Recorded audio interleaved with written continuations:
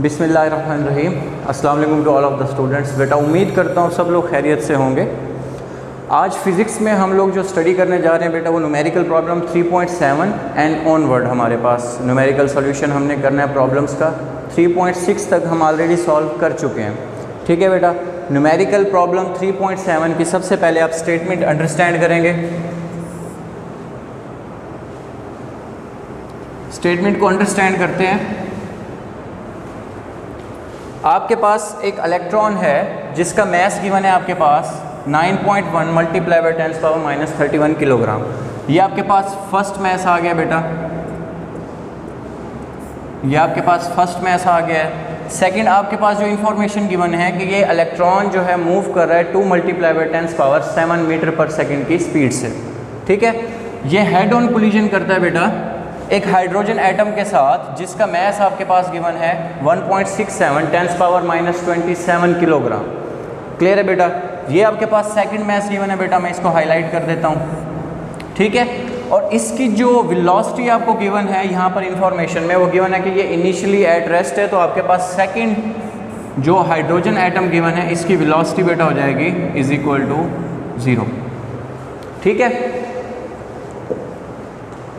assuming the collision to be perfectly elastic and a motion to be along a straight line, find the velocity of hydrogen atom। Before collision हमारे पास जो data given था हमने उसके through find out करना है कि after collision आपके पास hydrogen atom की वेलोसिटी क्या होगी। ठीक है, ऑलमोस्ट सेम मैसेज हैं। फर्स्ट किसी वेलोसिटी से मूव कर रहा है, सेकंड ऑब्जेक्ट रेस्ट पर है, तो ये आपके पास केस नंबर सेकंड आपके पास आ जाता है, जो हमने स्पेशल केसेस स्टडी किए थे बेटा, केस नंबर सेकंड। ठीक है, आपने इसको इस कंसेप्ट को आपने अपने माइंड में रखना है। अब हम देखते हैं हमारे पास डाटा क्या गिवन है। मैस 1 जो हम फाइंड आउट कर चुके हैं, फर्स्ट जो इलेक्ट्रॉन हमारे पास पार्टिकल है इसकी वेलोसिटी गिवन है, हाइड्रोजन एटम का मैस गिवन है और उसकी वेलोसिटी गिवन है। ठीक है बेटा, डाटा आपके पास जो गिवन है आपने यही एज्यूम करना है और इसी को यूज़ करते हुए हमने सॉल्यूशन की तरफ जाना है। आपने वेलोसिटी फाइंड आउट करनी है आफ्टर कोलिजन हाइड्रोजन की। तो जो फार्मूलाज हमने स्टडी किए थे, आपने वो माइंड में रखने हैं बेटा। V2 डैश का जो फार्मूला है हम उसके थ्रू इसको सॉल्व करेंगे बेटा। अब सिंपली देखें, आपके पास जो फार्मूला था उसमें एक सेकंड टर्म एक्स्ट्रा थी यहाँ पर। ठीक है, जिसको हम कह रहे थे M2 minus M1 into V2। यहाँ पर आपके पास जो टर्म्स आ रही थी बेटा,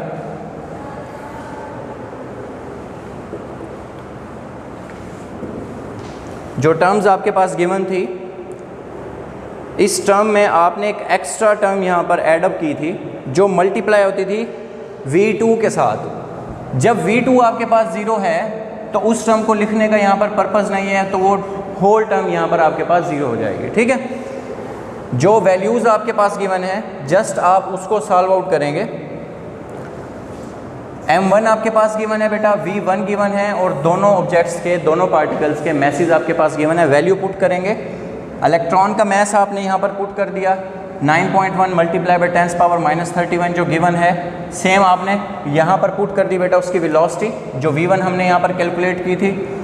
लास्टली आपने इन दोनों के मैसेज को क्या करना है, एडअप करना है आपस में। सिंपली जो पावर फैक्टर्स हैं आपने वो कॉमन ले लेना है बेटा। ये देखें 10⁻³ और +7 आपने ये साइड पर कर दी टर्म्स, और 2 एंड बाकी जो 2 टर्म्स आपके पास मौजूद हैं आपने इसको क्या कर दिया, मल्टीप्लाई कर दिया बेटा। 36.4 आपके पास आंसर आता है 10⁻³ +7। ये आपकी पावर फैक्टर्स आ गई हैं। अब आपके पास जो डिनोमिनेटर में वैल्यू है उसमें 2 टर्म्स हैं 10⁻³ और 10⁻27। तो आपने सिंपली क्या करना है, 10⁻27 को कॉमन ले लेना है। आप अगेन स्प्लिट करेंगे बेटा 10⁻³ को। जब आप इसको स्प्लिट करते हैं तो आपके पास 10⁻4 सेपरेट आ जाएगी और 10⁻27 सेपरेट आ जाएगा। आपने 10⁻27 को कॉमन ले लिया।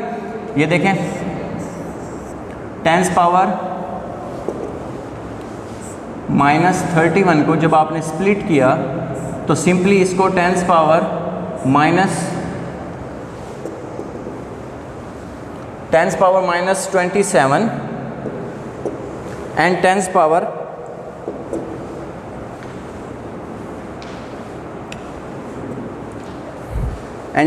-4 आपने सेपरेट कर लेना है इसमें से, ठीक है बेटा।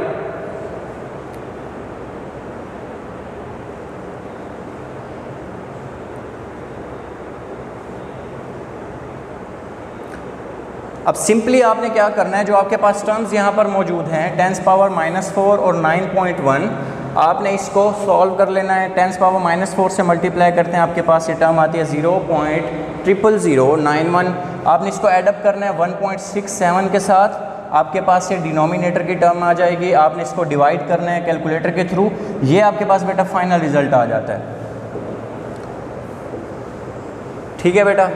जो फाइनल रिजल्ट आपके पास आ रहा है आपने उसको थोड़ा सा रीएडजस्ट कर लेना है, आपने उसको थोड़ा सा रीएडजस्ट कर लेना है।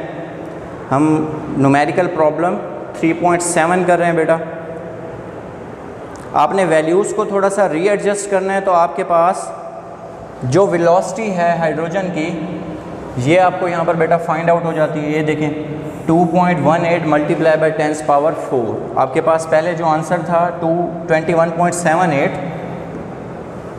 आपने इसको रीएडजस्ट किया है, जिसको आप कहते हैं round of figures. Round of figures find करने के बाद 2.18 और एक 10 आपको एक्स्ट्रा मिलता है, तो वो एडअप हो जाएगा 10 पावर 4, आपके पास यहाँ पर फाइनल आंसर आपको मिल जाता है, ठीक है बेटा। नेक्स्ट न्यूमेरिकल प्रॉब्लम देखें 3.8, बहुत ही आसान न्यूमेरिकल प्रॉब्लम है। अब देखिए इसकी स्टेटमेंट को थोड़ा सा अंडरस्टैंड करते हैं। एक ट्रक है बेटा जिसका मैस आपके पास गिवन है 2500 kg और उसकी वेलोसिटी आपके पास 21 मीटर पर सेकेंड। ये कोलाइड कर रहा है, कोलिजन कर रहा है स्टेशनरी स्टेट में मौजूद कार के साथ।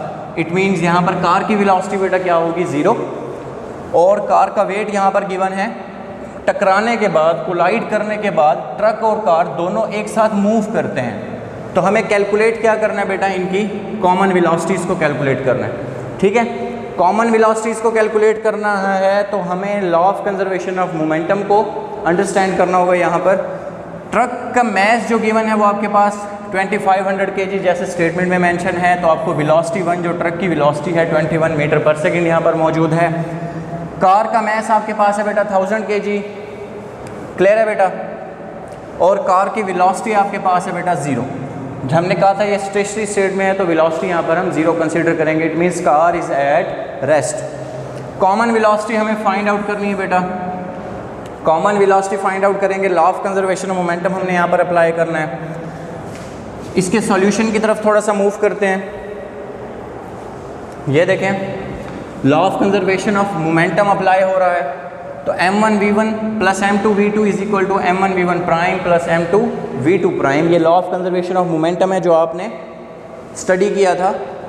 अब हम यहाँ पर कह रहे हैं हमारे पास जो फाइनल वेलोसिटीज़ हैं उसे हम कॉमन वेलोसिटी फाइंड आउट करना चाह रहे हैं, तो हम उसको नेम भी वही दे देंगे जो हमारे पास फाइनल वेलोसिटीज़ हैं। हम ये फाइंड आउट करना चाह रहे हैं with respect to common velocity, तो हम इसको नेम भी वही दे देंगे। सिंस ये इक्वल हो जाएंगे आपके पास, आपने सिंपली क्या करना है बेटा, जहाँ जहाँ पर v1 डैश और v2 dash, v1 prime v2 prime मौजूद है, आपने उसके रेप्लिकेंट में क्या पुट कर देना है बेटा, ओनली v। जो आपने कॉमन वेलोसिटी लिया आपने जस्ट उसे पुट कर देना है, ठीक है बेटा। अब ये कॉमन वेलोसिटी आपके पास कॉमन आ जाएगी, यहाँ से दोनों टर्म्स में से v कॉमन लेना है आपने, तो आपके पास वैल्यू आ जाती है m1 प्लस m2। इक्वेशन की एक साइड पर ये मल्टीप्लाई हो रही है, राइट साइड पर जब लेफ्ट साइड पर जाएगी तो बेटा ये क्या हो जाएगी, डिवाइड हो जाएगी, ठीक है। तो आपके पास जो कॉमन वेलोसिटी है वो आ जाती है v is equal to m1v1 plus m2v2 over m1 plus m2। जो टर्म आपने मल्टीप्लाई की थी राइट साइड पर वो दूसरी साइड पर जाकर बेटा क्या होगी, डिवाइड हो जाएगी, ठीक है। तो सिंपली आपके पास कॉमन वेलोसिटी का फार्मूला आपको मिल गया। अब देखें जो यहाँ पर इंफॉर्मेशन गिवन है, क्या ये डाटा आपके पास गिवन था? यस। फर्स्ट ऑब्जेक्ट जो ट्रक आपके पास मैस था 2500 kg, वेलोसिटी गिवन थी 21 मीटर पर सेकंड। सेकंड का मैस था 1000 kg और सेकंड ऑब्जेक्ट की वेलोसिटी जो कार आपके पास थी वो रेस्ट कंडीशन में थी, यहाँ पर आपने पुट कर दिया। फर्स्ट का मैस 2500, सेकंड का आपके पास क्या था बेटा 1000 kg, ठीक है। तो सिंपली आपने ये वैल्यूज़ को पुट कर देना इसके अंदर।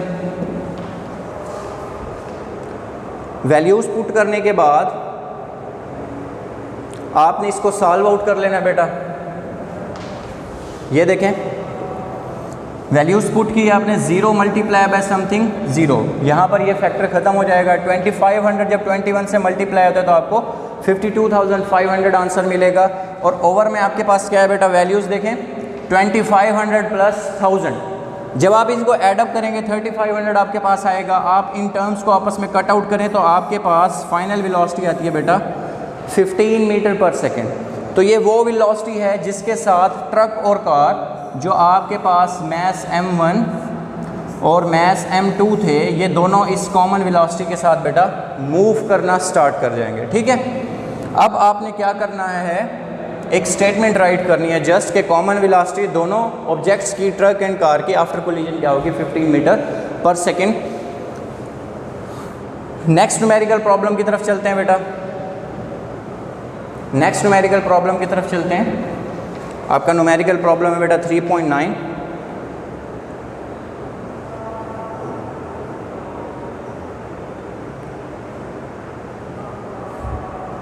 इसकी स्टेटमेंट को सबसे पहले अंडरस्टैंड करते हैं। प्रॉब्लम 3.9 की स्टेटमेंट हमारे पास गिवन है कि 2 ब्लॉक्स हैं और उनके मैसेज हमारे पास हैं बेटा 2 kg एंड 0.5 kg।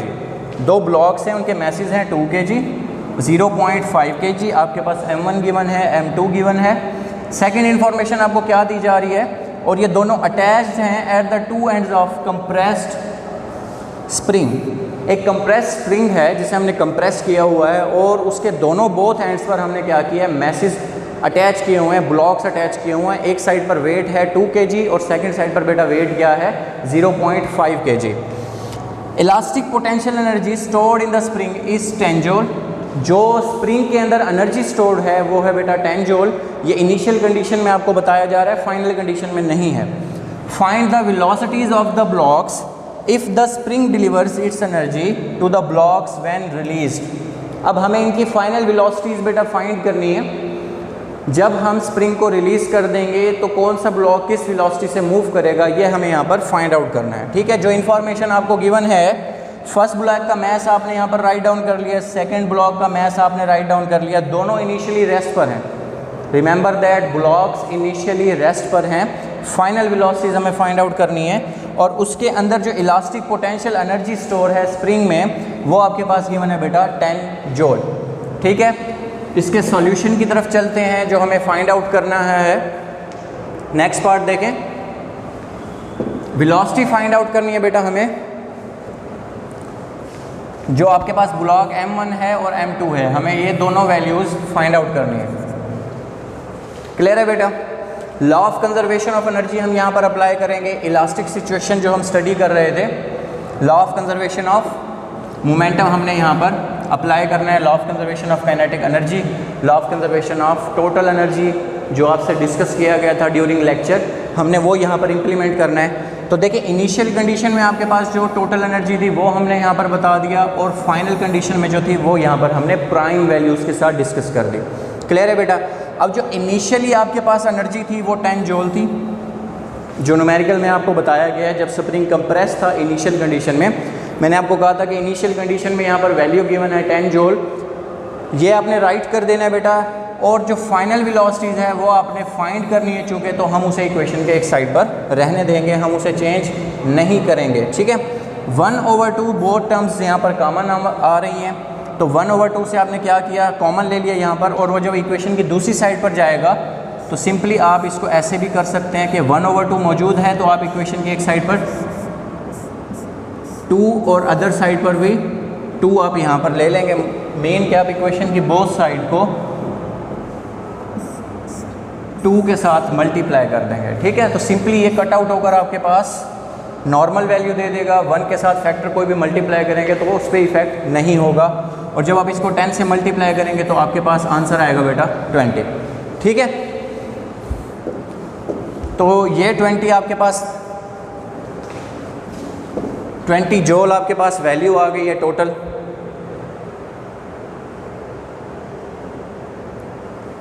ठीक है बेटा, अब जो आपके पास मैसेज गिवन है आपने इक्वेशन में पुट कर देने। आपके पास ये फाइनल इक्वेशन बनी थी, सॉल्व करने के बाद जब 20 जूल आपके पास आंसर आया था, तो सिंपली आपने मैथ M1 पुट कर देना है और मैथ M2 पुट कर देना है, जो कि 2 और 0.5 की वैल्यू थी। तो ये आपने इक्वेशन नंबर 1 का नाम दे देना है इसको बेटा।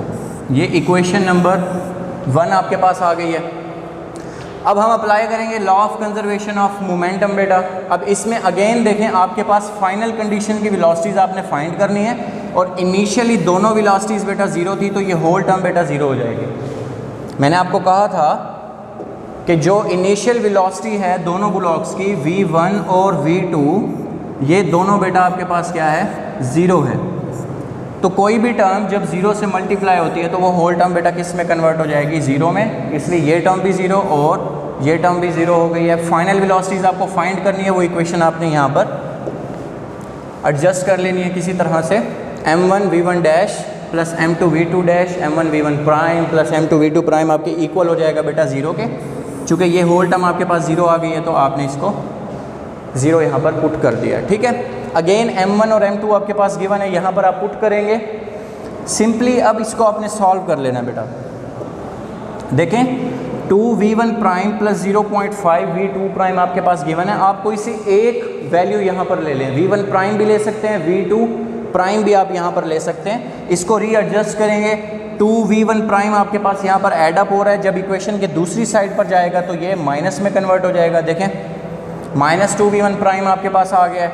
v2 प्राइम के साथ जो फैक्टर था वो मल्टीप्लाई हो रहा था, जब इक्वेशन के सेकंड साइड पर जाएगा तो वो बेटा डिवाइड हो जाएगा। क्लियर है? तो v2 प्राइम की आपके पास यहाँ पर वैल्यू आ जाएगी -4v1 प्राइम। ये आपके पास बेटा वैल्यू आ गई है v2 प्राइम की। क्लियर है बेटा? अब आपने क्या करना है, इस v2 प्राइम की वैल्यू को आपने इक्वेशन नंबर 1 में पुट कर देना है सिंपली, जिससे आपका सोल्यूशन पॉसिबल है। जब इसको इक्वेशन 1 में पुट करेंगे तो आपके पास दोनों की एक्चुअल वैल्यूज़ यहाँ पर आपको मिल जाएंगी, ठीक है। इक्वेशन 1 आपके पास गिवन थी, अगेन हाईलाइट कर रहा हूँ, 2v1 prime square plus 0.5 v2 prime यहाँ पर था, तो हमने जस्ट क्या किया बेटा, उसकी वैल्यू यहाँ पर पुट कर दी है, जो कि इक्वल टू 20 था। इसको आप स्क्वायर ओपन करेंगे, -4 का स्क्वायर बेटा यहाँ पर 16 आ जाएगा। v1 प्राइम का स्क्वायर आपके पास v1 प्राइम स्क्वायर। अगेन जब आप 16 को मल्टीप्लाई करेंगे 0.5 के साथ, तो इनिशियली आप क्या कहते हैं कि 0.5 एक्चुअली में 1/2 होता है।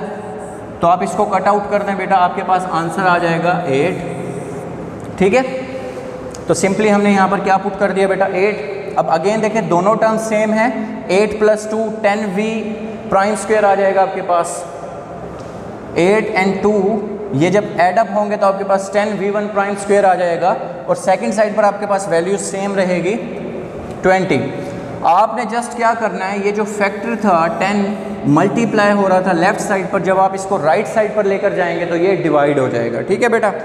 v1 प्राइम स्क्वायर = 20/10, तो ये आपके पास आंसर आ जाएगा 2। ये आपके पास स्क्वायर फॉर्मेट है बेटा, ये आपके पास स्क्वायर फॉर्मेट है, इसका आंसर आ गया 2। आपने स्क्वायर रिमूव करना है तो आप क्या करेंगे, सिंपली अंडर रूट लेंगे, बोथ साइड पर अंडर रूट लेंगे, तो आपके पास यहाँ पर v1 प्राइम आपको मिल जाएगा, और 2 अंडर रूट आपके पास वैल्यू होती है 1.41 मीटर पर सेकेंड, ठीक है। 2 अंडर रूट जब आप कैलकुलेटर से सॉल्व करेंगे तो आपके पास आंसर आएगा 1.41 मीटर पर सेकेंड। सिंपली अब v2 की वैल्यू फाइंड करनी है, तो आपने इस v1 प्राइम की वैल्यू इस इक्वेशन में पुट कर देनी है। इस इक्वेशन में ये वैल्यू पुट कर दें, v1 प्राइम की 1.41 मीटर पर सेकंड की वैल्यू इस इक्वेशन में पुट करेंगे। v2 प्राइम आपके पास आ जाएगा -4 × 1.41, जो आपने ये वैल्यू यहाँ पर फाइंड आउट की थी। आप सिंपली इसको मल्टीप्लाई करेंगे तो आपके पास आंसर आएगा 5.65 मीटर पर सेकेंड विद माइनस साइन। अब ये माइनस साइन आपको क्या इन्फॉर्मेशन दे रहा है बेटा, इसको थोड़ा सा अंडरस्टैंड कर लेते हैं। देखें जो ब्लॉक 1 आपके पास था, फर्स्ट ब्लॉक, वो पॉजिटिव वेलोसिटी के साथ मूव कर गया। ये देखें ये पॉजिटिव वेलोसिटी यहाँ पर गिवन है, और यहाँ पर क्या चीज़ गिवन है बेटा, नेगेटिव साइन के साथ वेलोसिटी गिवन है। इट मीन्स जिस डायरेक्शन में फर्स्ट ब्लॉक मूव कर गया, सेकंड जो ब्लॉक था वो अपोजिट डायरेक्शन में मूव करेगा। ये दोनों एक दूसरे के साथ अपोजिट डायरेक्शन में मूव करेंगे। दैट्स वाई यहाँ पर माइनस साइन है और यहाँ पर प्लस साइन है। और सिंपली यूजुअली अगर हम नॉर्मली इस चीज़ को देखें तो ऐसा ही होता है कि कंप्रेस स्प्रिंग के साथ जब दो ब्लॉक्स अटैच होंगे और उस स्प्रिंग को रिलीज़ किया जाएगा तो दोनों ब्लॉक्स अपोजिट डायरेक्शन में मूव करेंगे। एक अगर राइट साइड पर मूव करे तो दूसरा लेफ़्ट साइड पर मूव करेगा। दैट्स वाई आपके पास दोनों की वैल्यूज़ अपोजिट हैं, एक पॉजिटिव है और एक नेगेटिव है।